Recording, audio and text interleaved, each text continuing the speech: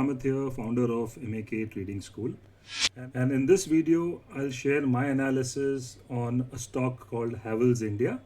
The chart that you see on my screen is the daily time frame chart for Havells.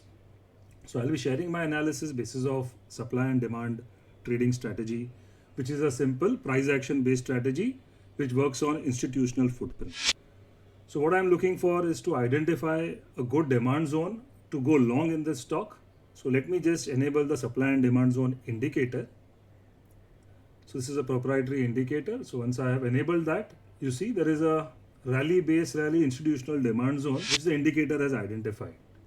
So this level is around 1578. So around 1580 would be a good area to go long.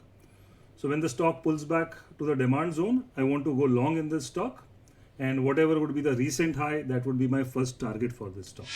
So at the moment, it's a little far away from the zone. So what one can do is set your alert. And since it's a swing trade, you just need to wait patiently for a pullback to go long. So friends, if you want to know more about supply and demand trading, just click on the link in the description and also follow us for more such educational content. So thanks for watching, friends.